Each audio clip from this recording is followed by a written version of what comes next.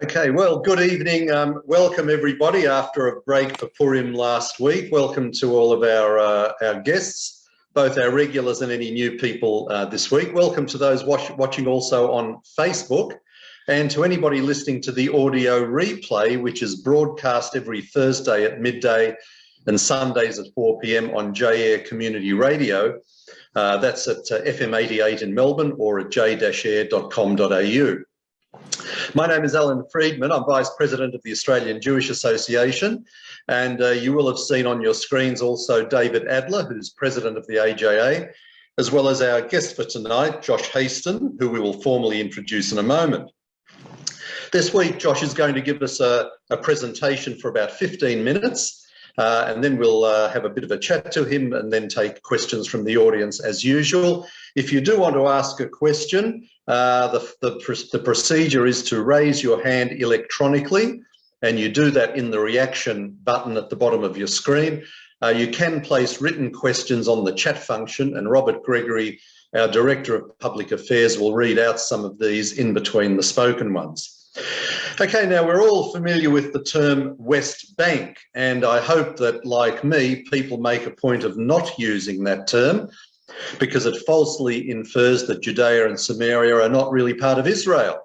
But of course, the world takes a different view and uses every opportunity to label Judea and Samaria as some mythical piece of Palestinian land that is being illegally occupied. And as we heard a few weeks ago from the people at Ariel University, there are political, financial and security challenges faced by the good people who call this area home. To give us an insider's perspective, we're delighted to have American-born Josh Hasten with us tonight. Josh is currently the international spokesperson for Gush Etzion, and he also hosts a weekly program called Israel Uncensored on the Land of Israel radio network. He is a well-known, award-winning freelance journalist, writing regularly for JNS News and other publications. He is also a sought-after guest for television interviews on current events in Israel, having appeared on CNN, BBC, Sky News and others, including regular appearances on ILTV's weekly debate program called Frenemies. Josh, welcome to Australia via Zoom, and thank you so much for your time. I appreciate it. Thank you so much, both to the Australian Jewish Association and Dr. David Adler for extending the invite. I really appreciate it. I say good evening to you in Australia. Here in Israel, it's 11:04 a.m. So we're just getting our day started here in Israel. Unfortunately, it's a very, very dark day here in Israel. If you have not heard the horrible news, yesterday, an Arab terrorist, a Bedouin, actually, that's an Arab with Israeli citizenship from the Negev community of Hura, went on a rampage with a knife and using his car as a weapon and murdered 4 Israelis. So before we get started on focusing on Judea and Samaria and the positives and what life is really like in Judea and Samaria, I have to pay tribute to the 4 Israelis who were murdered. 49-year-old Doris Yabas, may God avenge her blood. 50-year-old Rabbi Moshe Kravitsky, may God avenge his blood. 43-year-old Laura Yitzchak, may God avenge her blood. And 67-year-old Menachem Yechezkel, may God avenge his blood. And we're talking about 10 orphans left behind as a result of yesterday's massacre in the town of Beersheba in southern Israel. So I would be remiss not to start off, unfortunately, mentioning those 4 who lost their lives simply and for no other reason because they are Jews. They're Jews living in the land of Israel. And one interesting segue leading up to our talk about Judea and Samaria is the fact, if you heard the response about what happened yesterday from the terror organization Islamic Jihad, what did they say? They praised the attack. They praised the attack, what they called, which took place in the occupied Negev desert.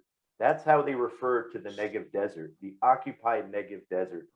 And we've seen this many times before, in 2014, during Israel's military operation in Gaza, Hamas radio would glorify the attacks on occupied Sderot. Now, for those of you who may not be aware of exactly geographically where these locations are, both Sderot and Beersheba are within the, we'll call it the pre-1967 Israeli lines, or pre-1967 Israel. They are not part of Judea and Samaria, what the world community calls the West Bank, or the so-called settlements, terms which I do not use in my professional life. But you can see what we're talking about here. These 4 Israelis were murdered not because they live in Ariel or because of Israelis' policies in Gush Etzion or any other places in Judea and Samaria, but because they live in Israel. And that's really the main point. They were murdered because they were Israelis. And I think that's really a segue into what we are going to discuss today. So for those who claim that the whole conflict with our Arab neighbors, the Arabs living under the Palestinian Authority, is about so-called settlements, a term I also don't use, that's absolutely false. The goal is to take over the entire country. That's why maps in schools used in the Palestinian Authority and in Hamas and in schools which are operated by UNRWA, a UN organization, have the entire country of Israel with the word Palestine on them. So that's something that we can use moving forward. Now, that's unfortunately the negative. But the positive, first of all, just to tell you a little bit about myself. Again, my name is Josh Hasten. I'm 46 years old. I'm from Indianapolis, Indiana, USA. I made Aliyah 20 years ago with my family. I grew up in an extremely Zionist household. We would come to Israel every summer to visit. But I never really had intentions on making Aliyah until I met a girl, really, my current wife. We were students together in Bar Ilan University back in 1994, 1995. And we started dating, and she said, if this is going to get any more serious, you have to promise me we're going to make Aliyah someday. Her parents are Israeli. And I said, of course, sure, whatever. Aliyah, great. And I just wanted to marry this girl. So I agreed. I went along with it. And at that point, I was completely uneducated. I did not know about Israel, the realities of the situation. Again, very Zionist household, but I did not know exactly what was going on the ground here in Israel. And then in 1997, I actually started working for the Jerusalem Post, not in the writing department or in the editorial department. I started working in the advertising department in the New York office for the international edition of the paper. And that is where I really developed my sense of understanding of what's going on here in Israel, because the Jerusalem Post used to get free copies of every other newspaper published in the US, whether it's the Jewish Week or papers from California and Florida, and of course the New York Times we would get. And I started to really read about what was going on here in Israel and understand the situation here. And then also in the office, there was a copy of a book called Eye on the Media, David Bar Ilan, of blessed memory, who was eventually an advisor to Prime Minister Netanyahu. He wrote a book called Eye on the Media, which really described the distortions about the situation here in Israel. So that inspired me. And I got really, really into the fact that Israel is the place for the Jewish people. And I want to do my part coming to Israel to try to combat anti-Israel media bias. So that's how I got my started in this whole world of journalism and public relations and hasbara. And I don't really use that word too much as well either, public diplomacy on behalf of Israel. So we made Aliyah, moved to Jerusalem. And after about 9 years, we spent one afternoon in the community of Eli, visiting friends over the Sukkot holiday. And we saw the type of lifestyle they were leading in Eli. Eli is in the Binyamin area, north of Jerusalem, part of Judea and Samaria. And we visited a family there, and we just, took a look around, and we said, what are we still doing in a city? What are we still doing in Jerusalem, Judea and Samaria? The pioneering spirit that these people displayed, watching their children out and about free. You get an impression of Judea and Samaria that there's terrorism and things going on. And certainly we have to deal with that. And we'll talk about that some more on a regular basis. But that being said, it was such a free lifestyle, especially for children and for families. and really a sense of connection to the land, which we have seen over the last, we've now been in Elazar, I should say, in Gush Etzion for the last 10 years, and really several reasons. That connection to the land, the fact that the kids are out and exploring. Of course, you know, my kids are also on their iPhones and also use technology and whatnot, but there's just so much more of an attachment to the land. Kids out exploring, visiting springs and going on hikes, and really having a sense of attachment to the land of Israel, and also experiencing the historic sites. You know, in Judea and Samaria, I think it's about 80% of the Bible stories took place in these areas. So you actually see that for yourself. You see it with your own eyes on a daily basis, and the kids see it. And we really felt that connection and the biblical connection I just mentioned. But you see it with your own eyes on a daily basis. And practically, you know, I'll be honest, the Gush Etzion is very close to Jerusalem. It was convenient for work. And coming from Indianapolis, Indiana, you know, I happen to love the winter. This winter in particular in Israel has been extremely long and extremely cold. A lot of people are not happy about it. But I really like the weather in Gush Etzion. I like the cold winters. And we have that in Gush Etzion and a lot of places in Judea and Samaria. And I'll just share with you now. I'll try to share my screen here. Hopefully it'll work. Just to give you an idea, if you haven't seen this map before, if you see my mouse moving around, this is Judea and Samaria. Here is Judea. Here is where I live in Gush Etzion, right here. And north of Jerusalem is Binyamin and the Shomron.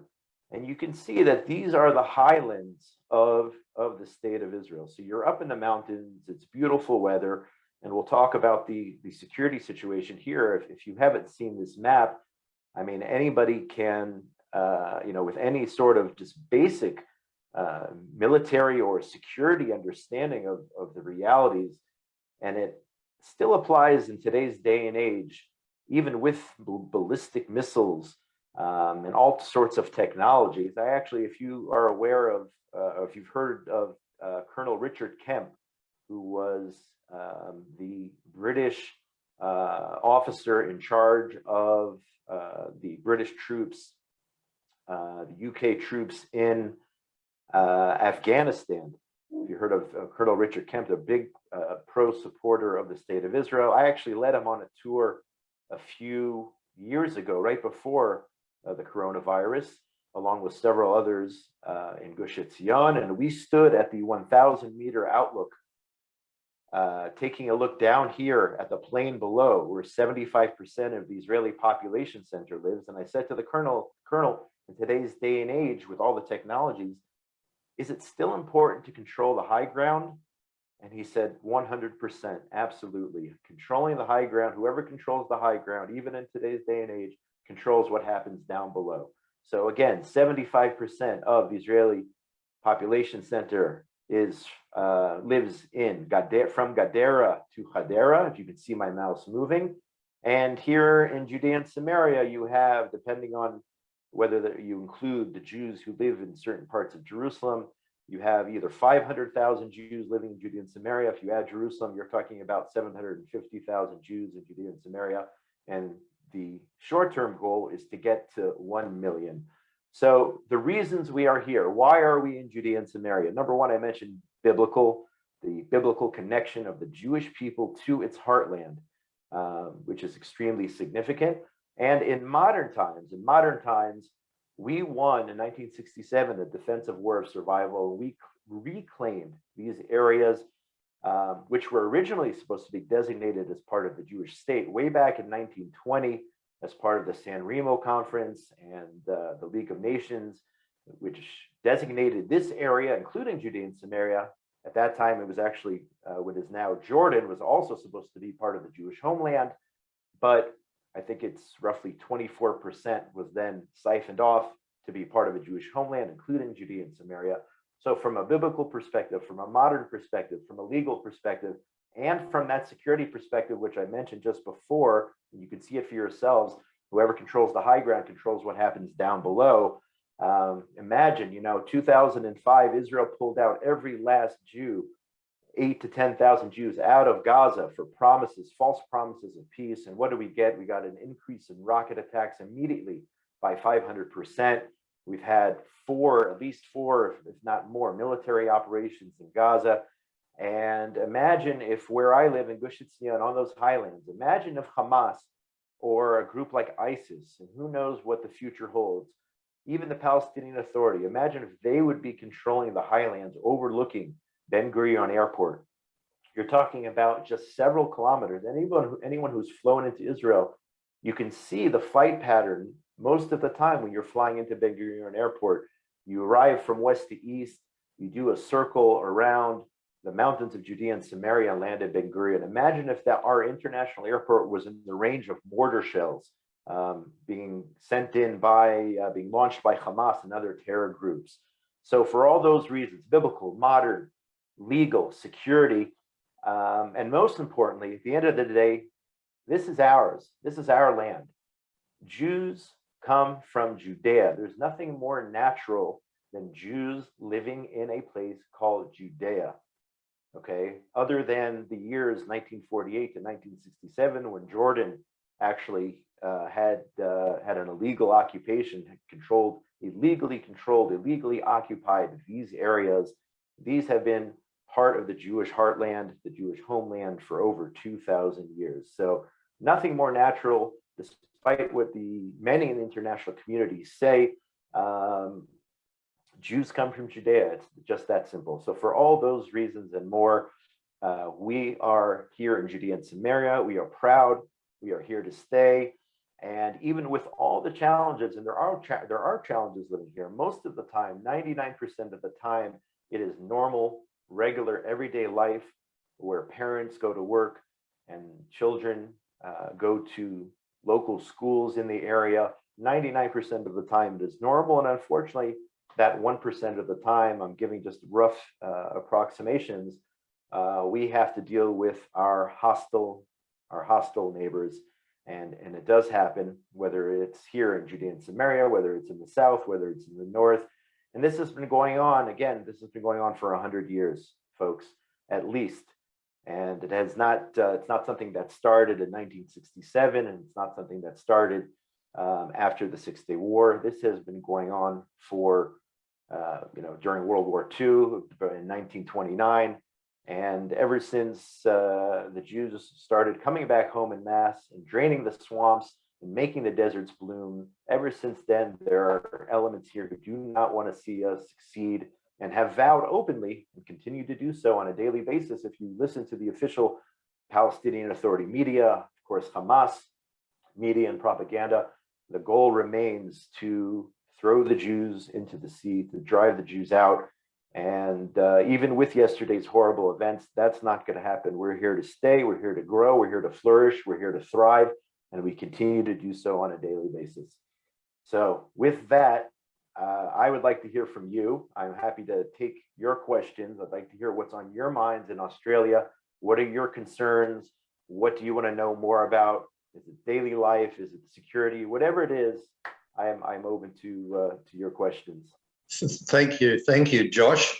Just before we go to audience questions, David's got a couple, and I might squeeze some in too. So I'll hand over to you, David, and you can start the discussion going. Okay, Josh. Firstly, thank you so much for being available, and you mentioned some good principles that AJA embraces, and also some good people. Richard Kemp is a friend. He's been an AJA guest as well. Great. I want to ask you about the current Israeli government, and it seems to us that there are quite mixed messages. I mean, we were initially optimistic that Prime Minister Bennett, with his background, would be very supportive of Jewish communities in Judea and Samaria. Of course, in the news recently has been the destruction of some Jewish construction, some Jewish buildings in the Binyamin area that you mentioned. But how do you perceive the attitude of the current Israeli government to Judea-Samaria and growth of Jewish communities in Judea-Samaria? So you definitely have a mixed bag. On one hand, I just read a report yesterday, I think it was in the Jerusalem Post, that the number of housing starts has increased tremendously. On the other hand, you have what you mentioned just the day before yesterday, you had the Israeli security forces diverted from their mission, which is to protect the residents of the state of Israel. Several hundred security personnel who were called in to destroy parts of communities. I don't like to refer to them as outposts, as they're often called into the international media, extensions of communities. And I'll just give you an example. You know, how did the kibbutz movement start back in the 1940s and 50s? What would happen was you had Israelis who would take over pieces of land.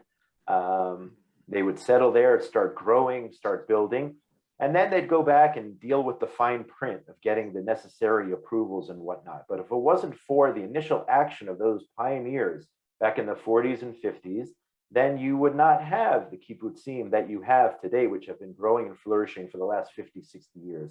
So a lot of these communities essentially are legal, are built on state land, do have the backing and support of the Israeli government, and I'm talking about building infrastructure and roads. They just don't have that final approval. A lot of the communities don't have that final approval, and because it is lacking, you have groups like Peace Now and many others who are adamantly opposed to these communities existing.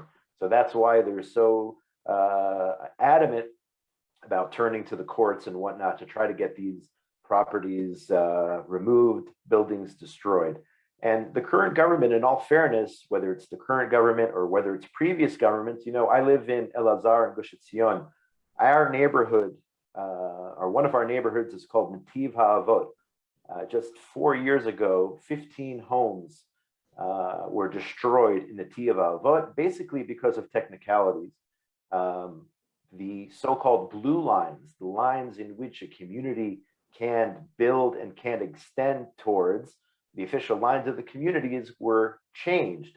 They had a resurvey of the land, they changed the blue lines, and they found that some of these homes, parts of some of these homes, were not within these new blue lines. So instead of taking down a room, and some of the residents were willing to destroy rooms within their homes, just to tell you how ridiculous this is, the courts ruled, no, you can't keep these rooms, certainly not the entire homes. The entire homes were destroyed. They were not even willing to let families remove children's bedrooms, living rooms, or whatnot to be in 100% compliance. So it's not, I don't think it's something unique just to this government. We've seen it with previous governments.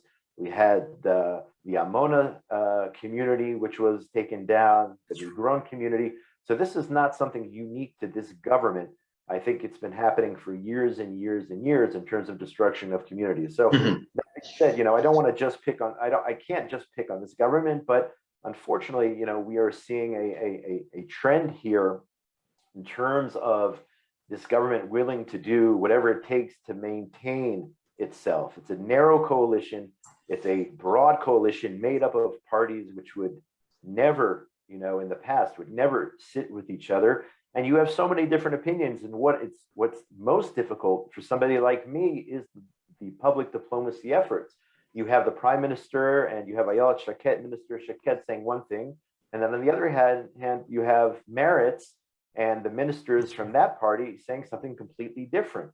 So it's very hard for Israel to explain its policies on an international level, especially on an international level, when you have so many voices and so many people with opposing views talking out of different sides of their mouths. So it's very, very difficult, the difficult situation here. Just one other thing I'd like you to comment before I hand over to others, Josh. And it reflects a local issue here, but the area that you're in Israel is really the center of the target of the BDS movement. If they want to boycott, I mean, some want to boycott all of Israel, but most of them want to boycott specifically Judea and Samaria. And we had a rare major eruption of the BDS movement in Sydney against a big cultural festival, the Sydney Festival, because an Israeli dance choreographer was participating, and a small amount of sponsorship came from the Israeli embassy. The US has anti-BDS laws in the majority of states. They've enacted them successfully against Airbnb when the BDS hit Judea and Samaria, Airbnb, as you know, and more recently, Ben & Jerry's or Unilever. The UK is starting to roll out anti-BDS laws. Australia has not begun. AJA has been advocating for it, and for anyone not familiar, I'll just bring up on the screen very briefly some draft legislation that we were involved in 2018-19. From the point of view of someone who represents community in Judea-Samaria, what's your view of the BDS movement, and is it important that there is anti-BDS legislation in the diaspora? So on one hand, the BDS movement in general is I won't say all bark and no bite, but I think it is, from where I'm sitting, I think in certain cases, especially, you know, the BDS, when they come out and target a certain company or a certain organization, it usually backfires. You take, for example, the Ben & Jerry's situation. Now, Ben & Jerry's Israel is a separate entity from Ben & Jerry's, the world Ben & Jerry's company. So you're talking about a local company which uses the Ben & Jerry's name and logo and produces ice cream here in Israel. You know, there are only 3 Ben & Jerry's factories in the world, if I'm not mistaken, one in Vermont, one in Holland, the Netherlands, and one here in Israel. The one here in Israel is completely independent. So essentially, Unilever has targeted our local Ben & Jerry's and has threatened them, saying that they're not going to be able to use the brand name at the end of this year and whatnot. So what did that do? That essentially caused Israelis to go out and support the local Ben & Jerry's here in Israel, while turning the tables on Ben & Jerry's in the US and in other places around the world. So very often, BDS is a rallying call for those who do support Israel, and do support Judea and Samaria, to deliberately go out and purchase products which the BDSers are trying to hit.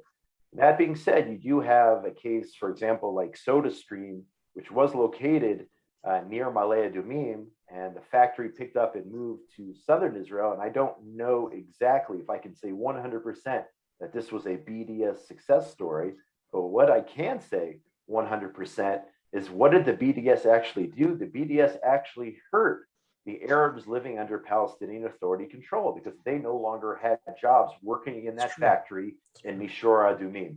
So for those who claim that BDS is to help the Palestinian Authority Arabs, the PA Arabs, that's completely false. It hurts the Arabs more than it hurts the Jews. The first people who are fired if a company is forced to cut back as a result of BDS, if BDS is effective, are those Arabs, those truck drivers who supply Ben & Jerry's ice cream throughout Judea and Samaria. Those Arabs driving those trucks, they would be the first ones to be fired. BDS is not pro-Arab. BDS is 100% anti-Israel. Does not take the Arabs' employment opportunities into account. It harms them. They do not like the BDS. If an Arab living under the Palestinian Authority is honest with you, he would tell the BDS to get lost. I was just in the Barkat industrial zone on a tour led by the Sovereignty Movement about 2 weeks ago. I was reporting on all the latest developments, and we went to a factory in Barkat where you had Arabs and Jews working alongside each other in the Barkat industrial zone. And again, 99% of the time it works out. Unfortunately, you did have, several years ago, you did have a terror attack there where an Arab killed 2 workers at a factory there. But maybe 99.9% of the time, you have Arabs and Jews, and the Arabs would prefer to work for an Israeli company where they make 7 times more money than they would under the Palestinian Authority. And if you ask them and they're honest with you, they will explain to you they are against BDS because they're the first ones who will be unable to provide for their families. So number one, BDS is an anti-Israel movement. It is not a pro-Arab movement in any way. Number two, as I said before, it's a lot of bark, very little bite. And number three, it actually causes an opposite reaction.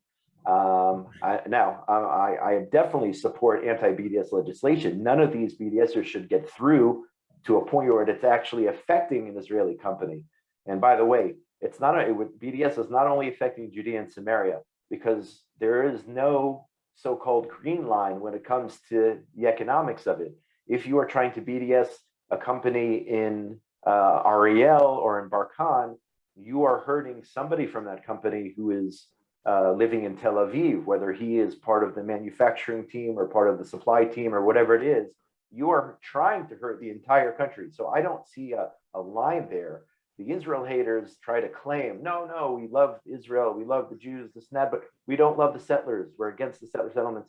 I don't see a line there because people don't realize, you're trying to hurt a factory in Barkan or at the Gush Etzion Junction. You don't know who you're actually hurting in the greater Tel Aviv area. So that's something that we need to take into consideration. Keep those laws coming. Keep the anti-BDS laws coming. They should never have any victory whatsoever. But that being said, other than a huge public diplomacy campaign, which they've launched, this whole BDS idea, from what I know, it's, again, a lot of bark and very little bite in most cases. Thank you. Yeah, thanks, Josh. Josh, we'll go to audience questions in a moment, but just one from me. And I want to ask you about the language that people are using, and almost all of the world describes Judea and Samaria along the lines of it contains settlements in occupied Palestinian territories that violate international law. And you've touched on that. Now, we in the diaspora get very bothered by this, and it sounds like you do too, but often we find that Israelis just take a much more of a we don't care what the world thinks attitude.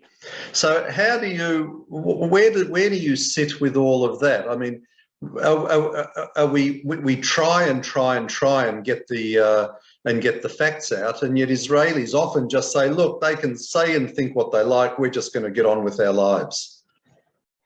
Yeah, I definitely have a problem with that attitude.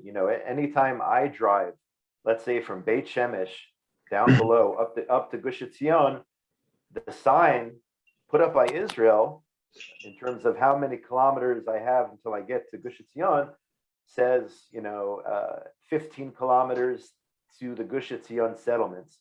So I personally think that, our governments, subsequent governments over the years have made a mistake in using that terminology, which backfires on us, which is being used by our enemies. The same thing, I would give you another example. If you drive down the roads here in Judea and Samaria, by the way, of course, the international community calls these the apartheid roads, but clearly anyone who's visited our areas see Jewish cars, Arab cars driving down the roads, and many times, often is the case, the cars which are Palestinian Authority, by the way, are much nicer cars, BMWs. You can play a game. Sometimes I play a game just driving 15 minutes to Hebron from my house. How many Palestinian Authority license plates am I going to see on BMWs, on Hummers, on SUVs, on Mercedes? You can play that game, but that's not my point. My point is that the Palestinian Authority plates actually have a big P on them. They're either white or green. Israeli plates are yellow, and the Palestinian Authority plates are white and green with a big P. So that's basically Israel using their terminology, using the word Palestine or Palestinian Authority or P, even though there's no P in the Arabic language, by the way. But it is essentially, taking their narrative and bringing it to the forefront. So I personally I find it horrible that we're using their terminology, whether it's on our street signs, whether it's on our license plates, whether it's our diplomats using the term Palestinian or settlement in discussions. When I write press releases for the Gush Etzion Regional Council, I would never say the word settlement. I call these pioneering communities in Judea and Samaria. I would never use the term West Bank. And it's important. It matters. This whole propaganda war in regard to Judea and Samaria started in the 60s. It started actually in 1964, 3 years before there was ever a so-called settlement by Yasser Arafat and the PLO, who decided that they were going to put together a plan to destroy the state of Israel. Again, 3 years before any so-called settlement existed. And their well-oiled propaganda machine has been so effective on an international level for the last, now we're talking about 58 plus years. And unfortunately, many journalists have fallen for this trap. And as you said, unfortunately, many Israelis have succumbed and have given up and have accepted their terminology. And I find that to be a big mistake. I find that offensive. And I think it's really, really harmful to our public diplomacy efforts when we start using their terminology, which only comes back to bite us. Yeah, thank you. Couldn't agree more, Josh. If you're listening on J-Air, this is the Australian Jewish Association Zoom event, which we have every Wednesday night. Our guest tonight is Josh Hasten from Gush Etzion, and we're chatting about, well, the truth and beauty of Judea and Samaria. Just before we take your questions, I'll hand back to David quickly to tell us what's happening next week.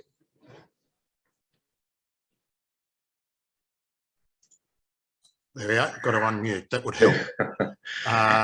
Thanks so much, Alan. Next week, we have a couple of interesting things coming up. Let me just get the... Here we are. That should work. No, that's not it. Alan, take a question and I'll come back. We'll do this in a moment. Okay. All right. I've got Hugh, Ron, Terry, Morris lined up, and Robert Gregory has got a couple of written questions. So we'll start with Hugh. So please unmute yourself, Hugh, and ask your question. Hi, Josh. It's really good to meet you on Zoom. I've actually been to the Gush several times, and it's not widely known that the Gush actually was founded nearly 100 years ago in the 1920s. And of course, it failed 2 or 3 times because of Arab attacks even then. But one thing I was going to ask you about is the exhibition you've got there at Gush Etzion, which is about the massacre that took place at the very end of the British Mandate. It's one of the most moving exhibitions I've ever seen, and I visited it several times. I was wondering if you could say something about what happened at the end of the Mandate. Yeah, absolutely. I'll try to do it briefly because it is a long story, and I highly encourage anyone who comes to Israel to come to Gush Etzion. And I don't know what version, Hugh, you have seen, but in the last several years, they redid the movie, and it's very well done. Yes, Gush Etzion was established several times before the state of Israel was established in the 20s, 30s, and 40s, and ultimately it fell on the eve, literally the day before the establishment of the state of Israel. Those who were fighting back against the local Arabs who attacked time and time again, once the UN issued their call it a two-state, the original two-state solution, where they were going to establish a Jewish state and an Arab state, and the Arabs rejected that. Gush Etzion became the front lines and the southern defenders of Jerusalem in the War of Independence, eventually falling the day before the establishment of the State of Israel, 200 plus fighters, and including, it wasn't just a fight, it was a massacre as you described. After the Jews were outgunned and outmanned and surrendered, they were then massacred. And if you come to Gush Etzion and you see, this is perhaps a spoiler, but it's a known historical fact, you had the bunker. The final scene is the bunker where the wounded were being treated, and where a member either of the Jordanian Legion or one of the local Arabs threw a grenade down in the bunker and killed whoever was still alive. and the others who did survive the battles were taken as prisoners of war into Jordan, and then there was a prisoner exchange the following year.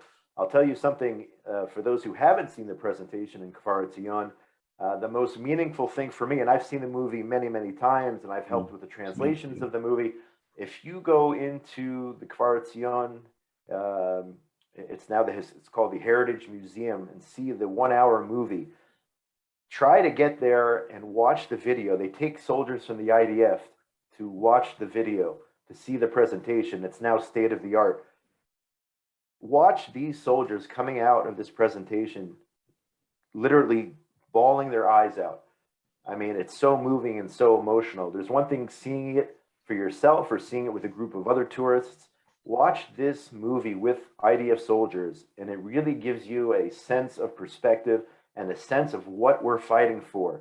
To see these grown, well, not even grown, but 18 and 19-year-olds with M16s on their backs coming out of a movie about their history and their heritage, for them to get perspective of why they're doing what they're doing, why they're serving their country, it's extremely, extremely meaningful. So definitely visit Gush Etzion, definitely visit the Gush Etzion Heritage Center, go see the movie, and if you can, try to find a slot where IDF soldiers, and the soldiers are brought there as part of their education, they're brought to see the movie.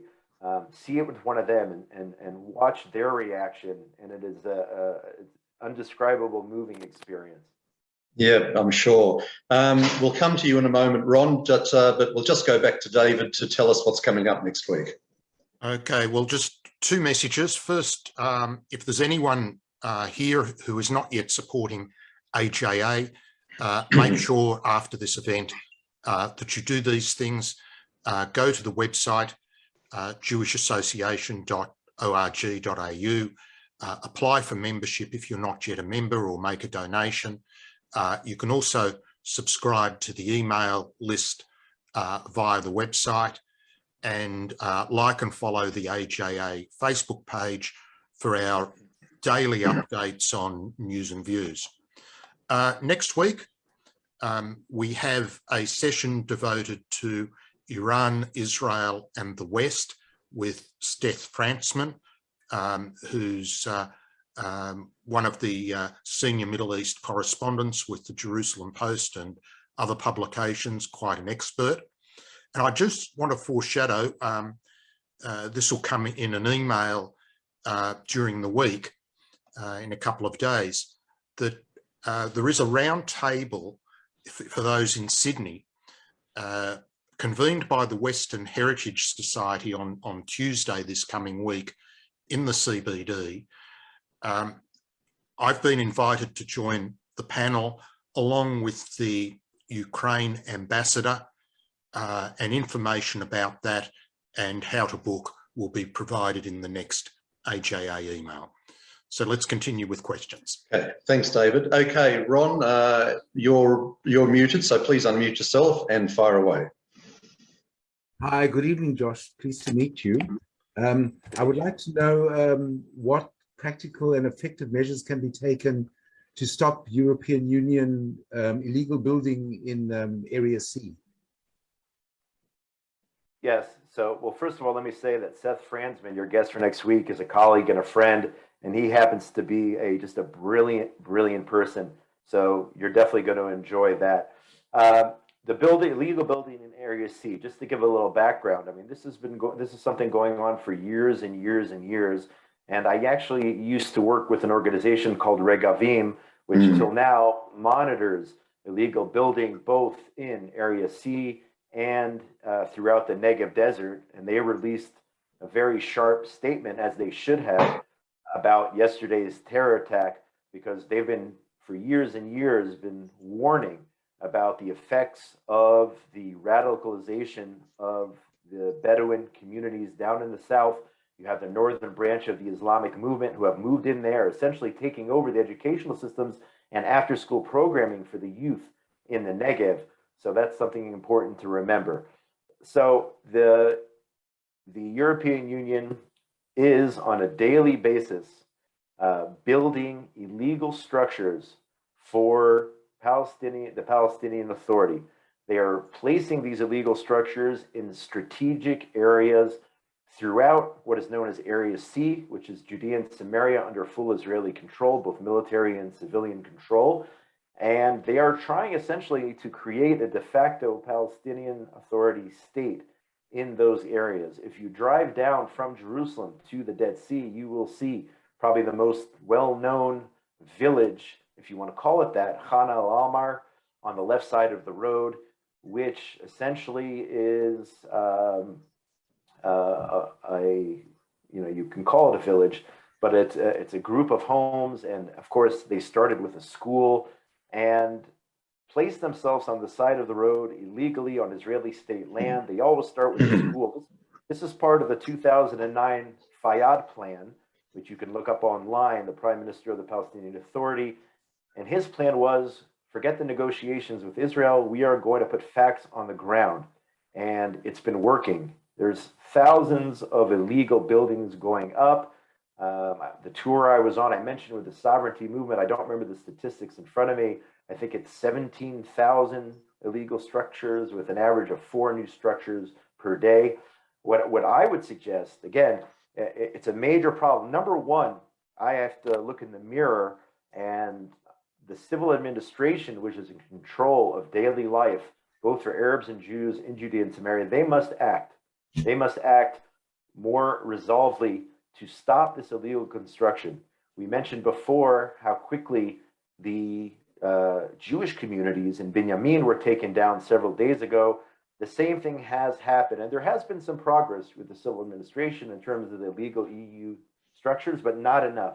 The civil administration must do its job and prevent illegal EU building there. Number two is something I try to do on Twitter. I think it needs to be made known to those who are living in the European Union countries that your taxpayer dollars are going not to help you or your neighbors or your communities, but your taxpayer dollars are going and are being invested in putting up illegal buildings in another country.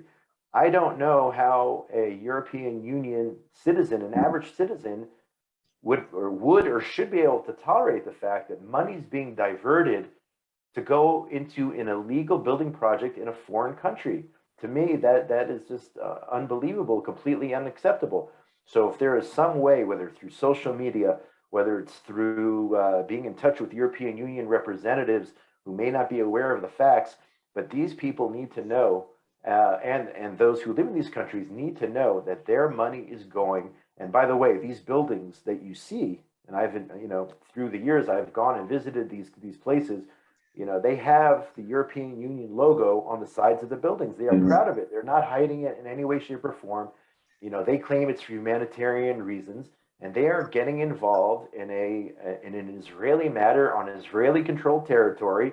This is not an Area A, which is under PA control. It is specifically in Area C in order to try to create a state illegally, and it's unacceptable. So, again, to summarize, number one, make people aware. Make people aware. So those citizens of the EU should know.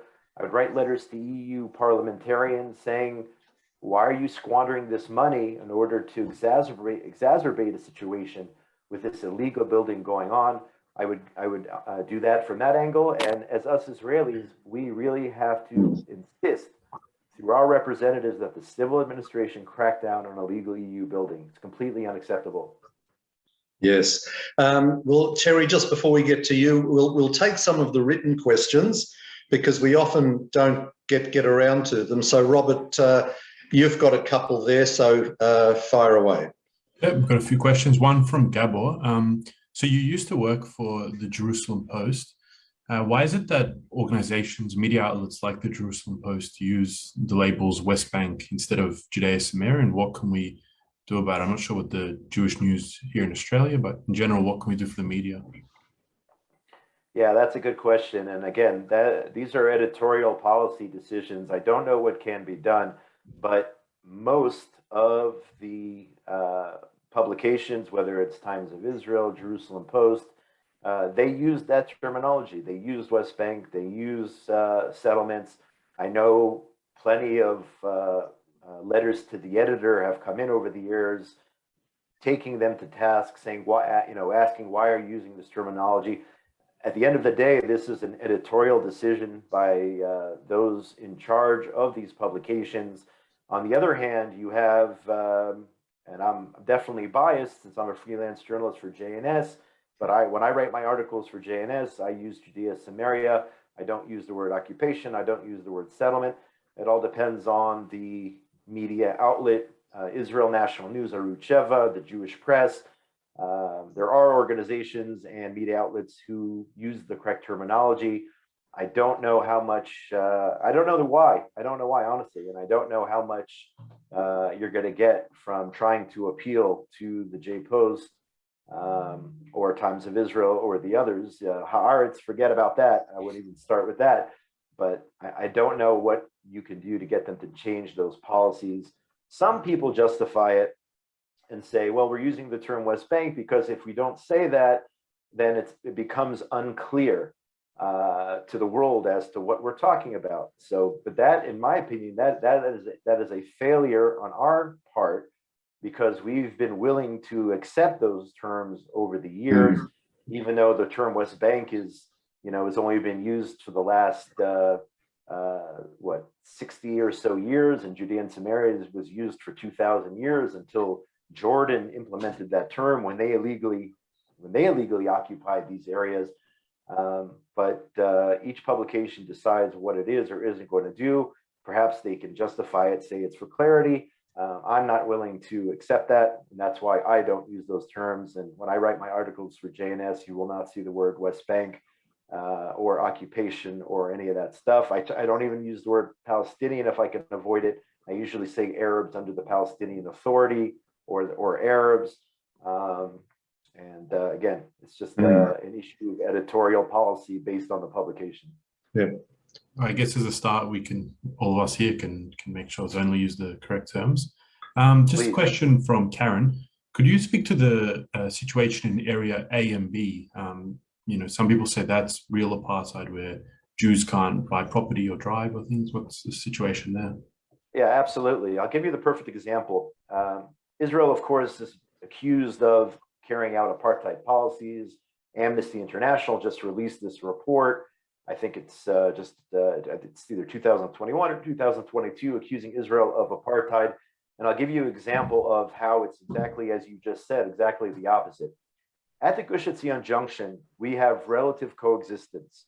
And I use the term relative, okay?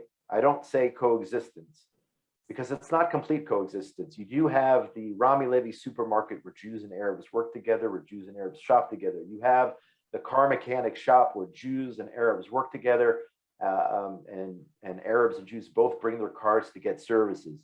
The only difference is if a Jew, for example, becomes friendly with his Arab coworker, and he lives in Judea and Samaria, he lives in one of our communities, and his son has a bar mitzvah, or his daughter is getting married and has a wedding, and invites that Arab colleague or coworker to that simcha, to that happy occasion, to the bar mitzvah or to the wedding, the Arab can leave his village anywhere throughout Judea and Samaria and come to that wedding, can come into the community and come to that wedding. On the other hand, if the Jewish worker from the Rami Levy supermarket or from the, as they call it in Hebrew, the Mosach, the auto body shop, wants to go and celebrate a happy occasion at the Arab's house, if his family's having a wedding, if his family's having some sort of celebration, he cannot do so,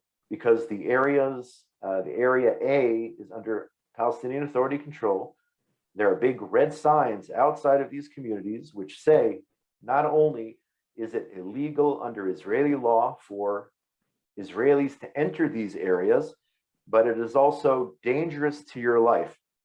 Now, who put up those signs? Sadly, the Palestinian Authority did not put up those signs. We put up those signs.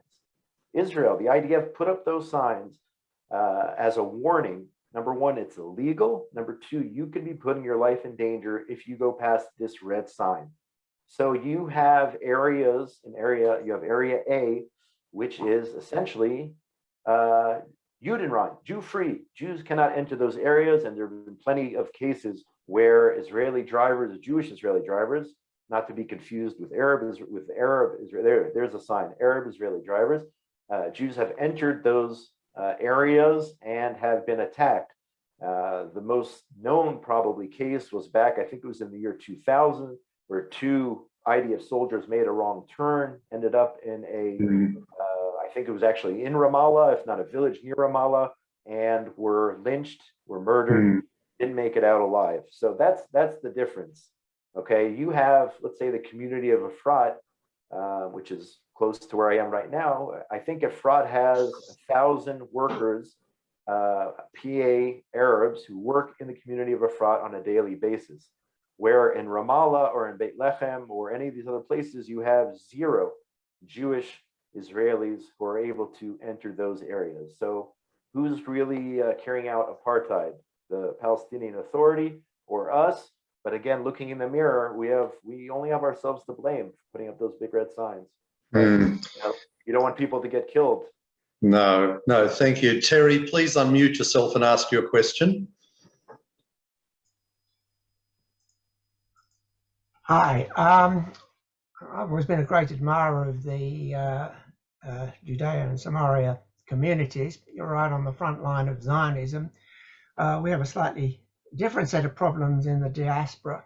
My question is basically, we have a lot of friends over here, political friends in both political parties, but most of them stick to the notion that there is some sort of two-state solution that they support. What's the one thing you would suggest that we come back with to our friends over here to explain that there is no two-state solution? It doesn't solve anything. I probably would touch on the security realities and point out the fact that every area which Israel has left, every piece of territory, Gaza is the perfect example. Anytime Israel has made land concessions, those areas have turned into bastions of terrorism. And again, Gaza and the thousands and thousands of rockets which have been fired is the perfect example. Specifically for Judea and Samaria, it's just not feasible to create another state west of the Jordan River without becoming an existential threat to the state of Israel. If Arabs are able to legally purchase arms, start an army. Again, I know people say, no, they're going to be disarmed. There's going to be an unarmed Palestinian Authority state if that comes into be. But the arms are already there. Hamas essentially has basically in Gaza an army. Okay, so I would focus on the security perspective. It would become. We talk about Iran and an Iranian nuclear program being an existential threat to the state of Israel, a Palestinian Authority which is able to mobilize, which is able to arm itself, even if there are these restrictions over their airspace and all these sorts of things which people discussed over the years. It would be an existential threat to the state of Israel. You have to remember there's certain areas of the country, and if I can, I'll bring up that I have a map here. See if I can do this again. If I can bring up this map, just give me a second here. One of these maps, if I can flip the page, I apologize.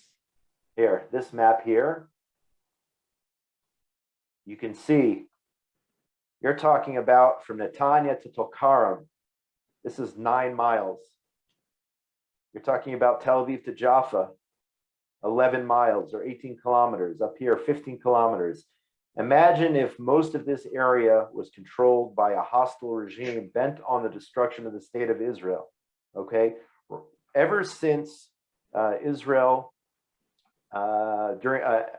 as a result of the Second Intifada, ever since Israel went back in to the Palestinian Authority towns back in 2000, I think it was 2001, just to back up, Under the Oslo Accords, we set up areas A, B, and C, A being under exclusive control of the Palestinian Authority. After the Park Hotel massacre, Prime Minister Ariel Sharon decided, that's it. This is unacceptable. We cannot live like this. Ever since then, the lines have been blurred between areas A, B, and C. On a nightly basis, Israeli IDF soldiers are able to operate in Area A in order to thwart terror attacks. And a lot of this doesn't get reported by the media because a lot of it is confidential, but around 95% of the terror attacks are thwarted on a nightly basis thanks to the fact that Israel is able to enter these areas. Now look at that as compared to Gaza, where there's not one Israeli soldier on the ground, and Hamas is spending all their time digging terror tunnels, manufacturing rockets.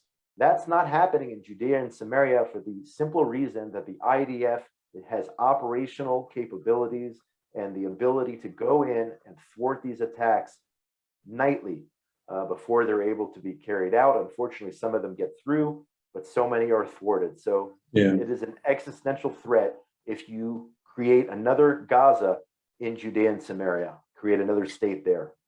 Yes, we're coming up to time, but I just want to very briefly touch on one topic, Josh, that I thought may come up in questions but hasn't, and that's the Biden administration, which seems to have left Israel alone even before Russia invaded Ukraine. How do you see Israel's relationship with America, and how do you feel about the current Biden administration?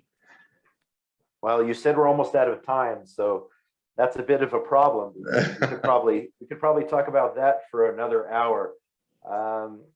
It really is, especially in recent days, it's become night and day from what we've seen. And regardless of what your opinion is of President Trump, you cannot deny, in my opinion, you cannot deny how much he did for the state of Israel, whether it's moving the embassy to Jerusalem, recognizing the Golan Heights, stating clearly that Judea and Samaria, Jewish communities there, are not illegal under international law, and so many things that he did.